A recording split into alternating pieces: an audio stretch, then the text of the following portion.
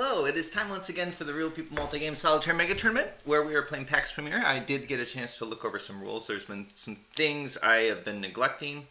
I'm not going to go back and fix them. I think that's just a good rule of thumb. Everyone got to take advantage of my not reading everything entirely right before playing. And, you know, they all got to benefit in a different way. So we're not going to worry about it, but I will try to do better. Okay? Okay. All right, so we're back over to Banana's turn. And if you recall from last time, there is a topple card up. So people are kind of seeing if they can win right now. Doesn't look like that's going to happen, but I get surprised. And that's kind of why it's fun. I don't know what's going to happen. It's different than writing a story because although there's no dice or anything here, there are things out of your control, and just the complexity is out of my control. One thing that I'm realizing I didn't do is this card shouldn't get to stay there. These Patriot cards, that they have a colored stripe on top, those go away during cleanup. So if you play this game, remember that. I guess it's important. And the topple card, if it should get to here as well, to the furthest left side, that would also go away. Other than that, everything costs double right now too. That's because we're in a military struggle. That's something I didn't get right earlier. If you pay to the cards to get a further on card, you have to pay double. So Banana, fortunately, does have enough to do that. Let's kind of look at where she's at. So Banana is looking like she would like to get more influence in the British Empire right now, because otherwise there's no way she can win, right? Until she gets that, or she could also like jump ship to another empire. But I think she wants to stick with the British for now. She could jump to the Afghanis. Now, what would that look like? If she jumps to the Afghanis, they don't have the military thing. She would need to change the mode. There is a card here that changes it to political, but that's more in Dancing Bear's favor than anyone else. Let's see. And she also can't put anything else into her... Well, no, she can put things into her tableau, but then she has to discard something from her tableau. So she might be looking to do that as well. All right, let's look at the potential cards she could get. She could get that Karakul sheep, or she could get the pomegranate orchards. I would like a pomegranate orchid. That would be interesting. To change it to political, yeah, I don't think she's gonna get that one. Let's see. She also has a number of spies that she could just start working with, right? And let's look at her tax thing.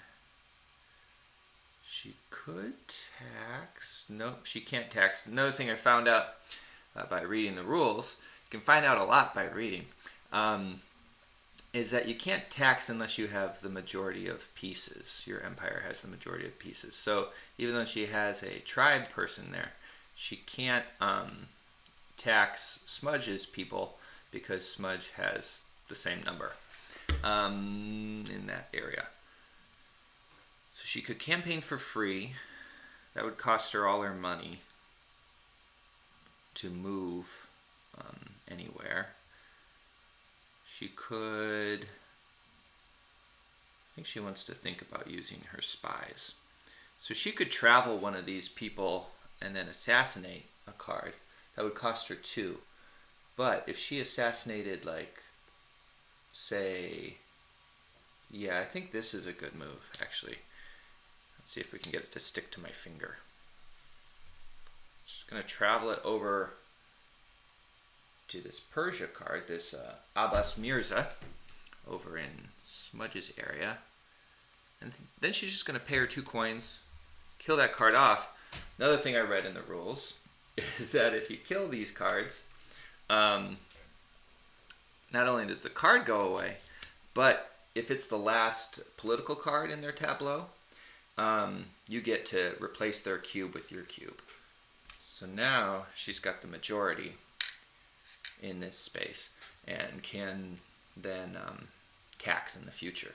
Also, what that does is that really changes the limit for Smudge.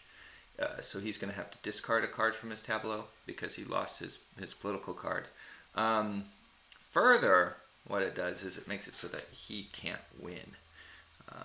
If the Afghanis, if they get ahead in the military, he still can't win because he doesn't have a tribe down anywhere any longer. Okay, so that was 2 actions. Now she could now, if she wanted, campaign to attack this piece, but she's not going to do that. All right. Oh, and the coins, I think those probably go over here. Money doesn't leave during that. All right. Good on you. She really would like to. She probably should have played this card. That wouldn't have been bad too. But we won't worry about it. Let's move forward to Giraffe. Giraffe is going to. I should just make sure my sound is working because those levels aren't showing. Yep, it looks like it. Okay. Giraffe's got a card in her hand. She doesn't want to play it. Oh, I forgot. This card has to go away. And we'll slide these down. Flip another card to the end. Alright. So that Trans-Caspian card sitting there isn't bad. It would give her a spy, give her a coin. Money is scarce right now. But let's think about how Giraffe could maybe try to win. So if she switches it to political, that does not help her because she doesn't have as many people as. Well, actually, that could really help her. Let's think here a second. So she has supremacy. If she gets if she makes it a political struggle, then all she has to do is get the topple card, right? And so she wants to pick up this card here. She's still gonna have to wait a turn because it's gonna take 2 actions. Pick up that card there. Oh, but then she can't take the topple card. But now having this card, she can switch it to political on her next turn and get it. So she has that. What else does she want to do for her second action? She probably, if she could get some tribes down, that would be good. But unfortunately, she can't take this political card here because it. Oh no, she could. She could actually. Nope, she doesn't have the money. She can't. Is there anything else that would let her get any tribes? If so, I'm not seeing it within her money range, which is just these 3 cards here. Now she could take this card just to get the money from it. That wouldn't be bad. It would give her $2 when she'd give her $1 now and another $1 when she plays it, and give her a spy when she plays it. Her hand's getting a little full. Let's look at her other actions. Okay, so she could counter espionage here. She pretty much has travel and counter espionage for her spies. Wouldn't be bad just to get this spy out of the way, because it does have a bribe ability and it could take some of her cards, which she wouldn't like. Yeah, I think she'll just go ahead and counter espionage there. Well, that's not really Giraffe's flavor though, is it? I mean, ostensibly they're working together, so she wants to make nice with Banana right now. So she's not going to do that. Instead,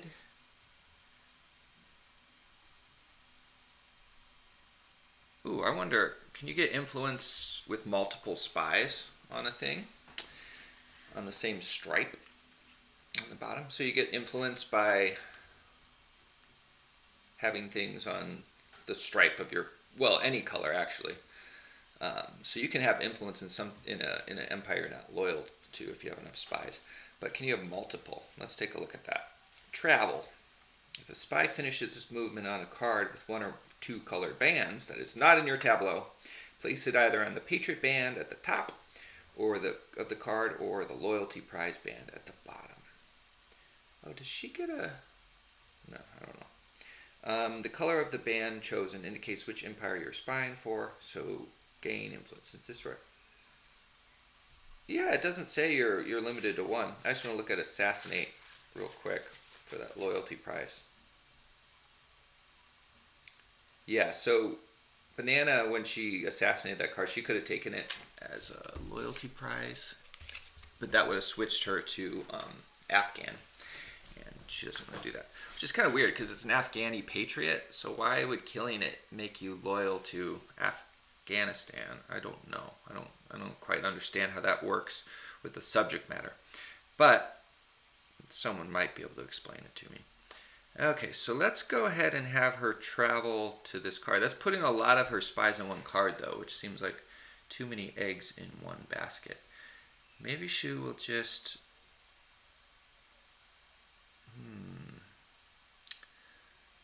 Let's go ahead and travel this spy over to here. You're not seeing what I'm doing, sorry.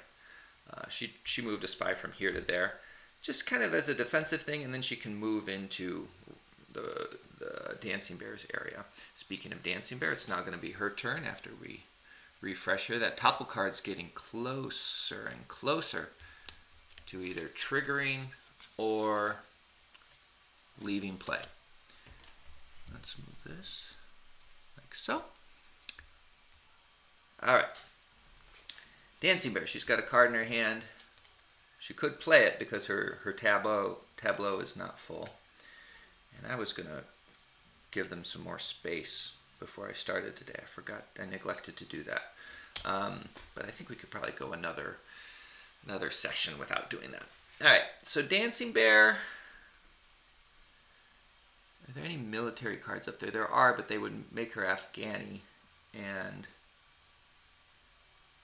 that might still work okay. No. So even if she ties with Smudge, he wins the tiebreaker because he has more military than she does. All right, so she doesn't want to become Afghani. She doesn't really want him to get that card either, though. But Smudge is broke, so she wants to think about not necessarily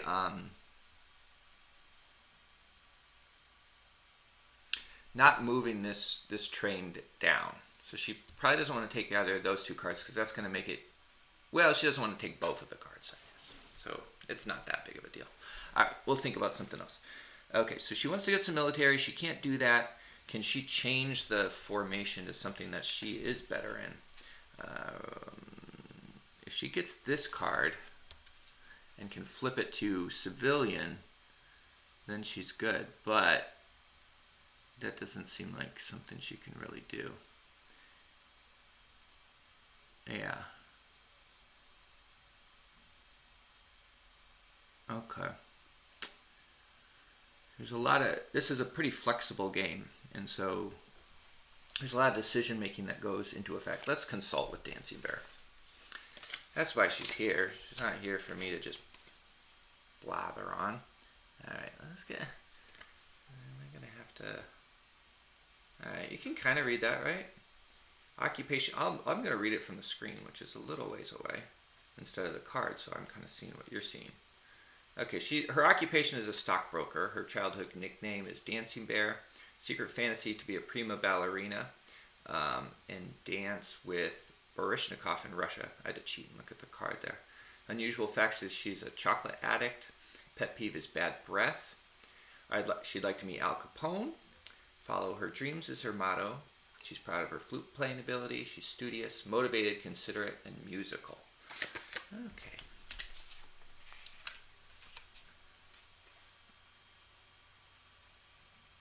So now she could try to get rid of these people there, these Afghani military folks, but I think she's more concerned with Britain. So what can she do against the British folks? She's got one spy on the board.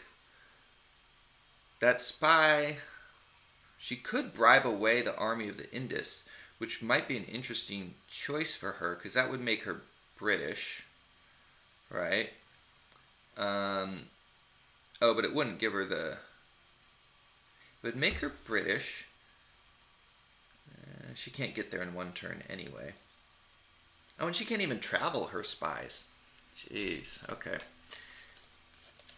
Those actions I'm talking about, travel and whatnot, are on the cards. So she can just bribe where she's at. She needs to be able to travel her spy around, or it's not going to be much good to her, except, yeah, it's not good to her at all, because she can't even counter espionage with it. So let's think about that. There is a card up here that has travel and counter espionage, which just makes the topple closer. She doesn't really want the topple to be closer either, so she doesn't want to take a card.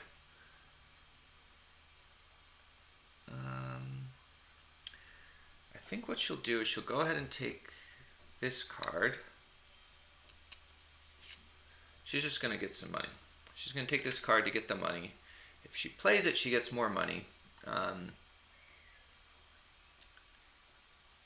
But I think instead of doing that, she'll do commerce, which lets her take 2 more coins. And she's just amassing wealth. Why not? Okay, let's move on. Move on to Smudge, who's in a little bit of a rough shape. Smudge is right down here. And what does Smudge want to do? Now, he doesn't have the money to move. He doesn't have any cards. He could... No. He would like to get this card, but he can't afford it. His actions are tax. He has no tribes to tax with. He could do commerce to get some money, and then use that money to get something else. Like maybe the Giselle shooters. Or, actually, I think this is what he wants to do. He's going to use commerce to get a couple coins, put the coins down on Trans-Caspian, or on Imperial Surveyors. It's interesting, the place name is bigger than the title of the card, so I always call it by the place name, even though I can understand why they do that, because you need to know at a glance where the thing goes. But all right, he'll take that card and he'll be able to play it later, get some tribes down Trans-Caspian, provided no one wins. All right. Moving on to Banana. Okay. What can Banana do? She would really like to be able to get the influence ASAP. She has no money. She could...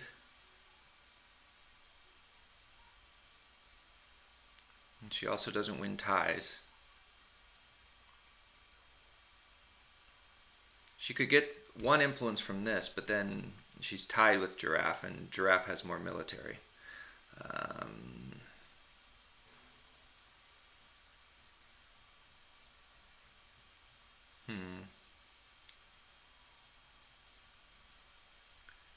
She could make it an intelligence war. That's not a bad plan. Because if she makes it an intelligence war and then takes the topple card, oh, nope, that still makes it so that, I keep forgetting that.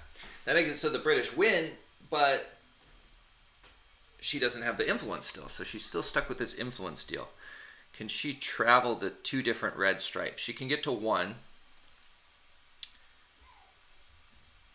Let's see, she can travel 3 spaces. 1, 2, 3. Then she could travel 1 space. So in 2 actions, she can't do it.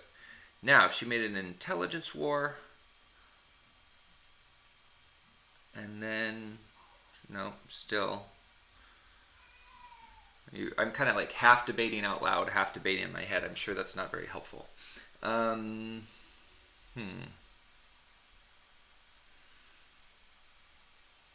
Oh, actually, she can travel 2 to the thing, and then she'll be ready for an intelligence war. To the thing, by the thing I mean this, I should show you what I'm talking about. This card here. So she could travel this one here, and then this one also to here. Now she has the British favor, right? Because she has No, she's tied for British favor. That still doesn't do it. Okay, let's go back. Go back. Go back. It's like a puzzle that might not have a solution because you should have been puzzling it out before you got to this point. But you didn't. All right. Yeah, she doesn't want to make it an intelligence war. She could just take that Trans-Caspian, the Imperial Surveyor's card for some money, and then what could she do with that money?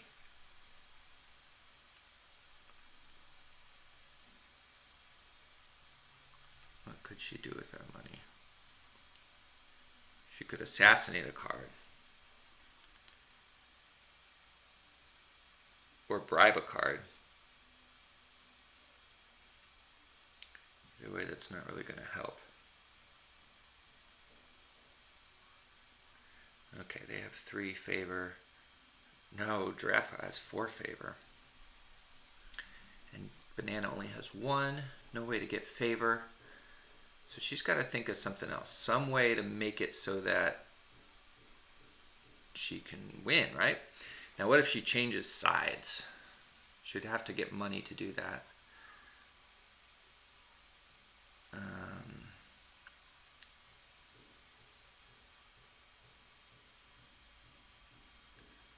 Or she could just take the topple card now and then no one could win.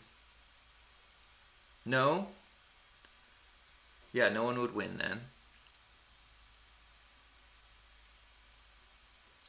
Or if she took... No, that's not going to work either.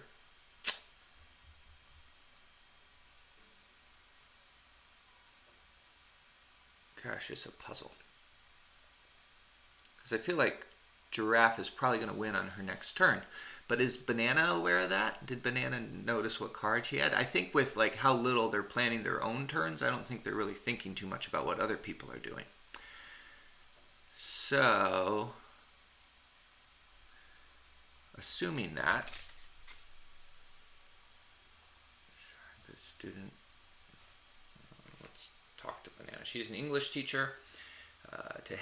Her secret fantasy is to have a good-looking live-in gourmet cook.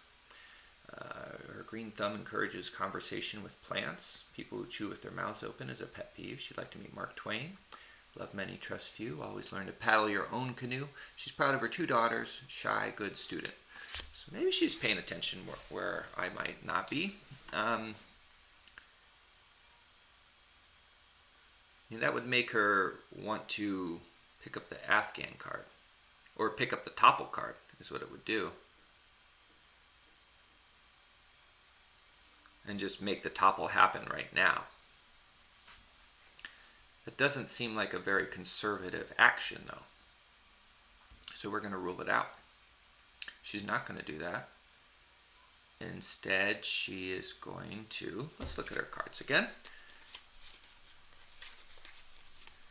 I think actually a conservative route might be to just start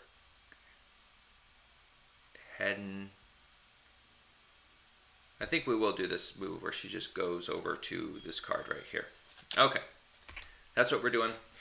We're not going to regret it. We're going to go forward. All right, and here's where I think the game's over. So if we make it a political fragmentation,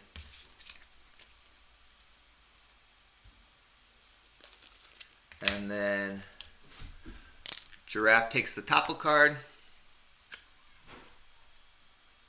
Let's see, I think the game is over. So, the British have more tribes than anyone else.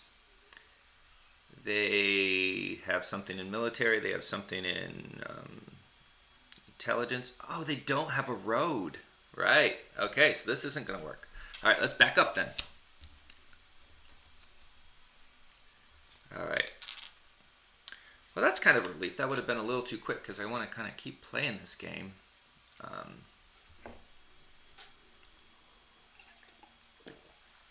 That was a near fall. All right. So, I guess oh, no, wait. That does work. because the card she's playing actually does give her a road, right? In Kandahar, yeah, she would have to, oh, her tribe's there, so she doesn't have to pay anybody. All right, the game is unfortunately going to be over. She takes the topple. Giraffe is our winner. Okay, so now how do we determine points for this? Here's our point board right up there. No? Is that not helpful? I think that's probably better. I think the color saturation is a bit much. I tend to go too big on color saturation. So let's go ahead and change that so it's a little less saturated and a little more legible.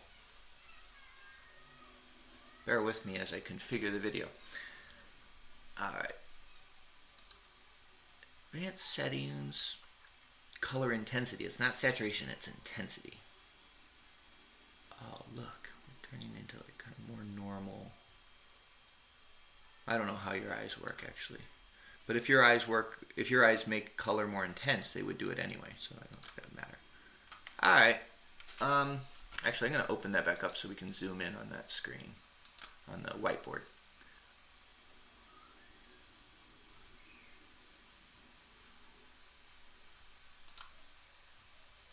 Properties. There we go. Configure video. This is how the sausage is made, folks. I know it's not pretty, but this is the kind of thing I would be doing off camera in the videos made expressly for YouTube. Now you're just gonna hear me do it, kind of like playing a game. Okay, we can zoom in further.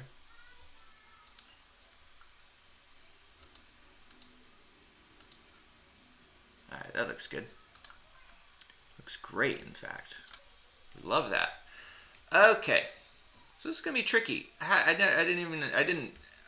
did not imagine that the game would be over at this point, so I didn't think about like what the scoring would be like. But let's go ahead and think about that now. Okay, so how much should Giraffe get for that business? She won. Let's give her 300 points. 300 is the number that jumped into my head. So we have, what is that, 288, right? Positive 288, I hope. You know, one thing looking at this board makes me remember is I've been forgetting to do anything with their occupations. They're supposed to get little bonuses. The career experience in the game careers was supposed to help them. Okay, so now, before we do any more with that, I'm going to look at these people and just try to think about. Okay, so we'll put Banana in second place since her people almost. No, here's what we're going to do. It ended on political fragmentation, so we're going to look at how many. Yeah, okay. So Banana will keep neutral since her power won, but she had very little influence in that power. One influence. So Banana will get nothing. So she stays at a healthy -6. That's pretty good. Looking at Dancing Bear, and Dancing Bear had 2 tribes, so she was actually pretty close. So we'll give her, like, say, -100. -100? Now, here's what we're going to do. Okay, Banana's going to get 150 points. So that's 144. Dancing Bear is going to lose 150 points. 91. This is not getting us any closer to being done with this leg. But I just had a brain fart. Okay, that would be -60, -59. And Smudge, for his part, he's going to lose 300 points. So he's at -588. All right. That's all right. I kind of want the tournament to progress, but I also enjoy the tournament. So it's kind of tough. All right. Well, that'll be it. And that's about how long we wanted to record anyway today. That'll be it with this episode of the Real People Multi-Game Solitaire Mega Tournament. I'm not anywhere near ready to play PAX Renaissance. You think I was a mess with the rules with this game? That game, I will be a messier mess. So I think what I want to do is start a new series tomorrow called Dip In with Daycove, where we just kind of dip into different Jim Daycove games. And then I might do some, on Friday, I might do some like art or play a video game or something like that. Because I don't know if I want to dip in with Daycove more than once a week. I think that's a little too much dip in with Daycove. So we'll see you next time, not on the Real People Multi-Game Solitaire Mega Tournament, but next time on Dip In with Daycove. Bye!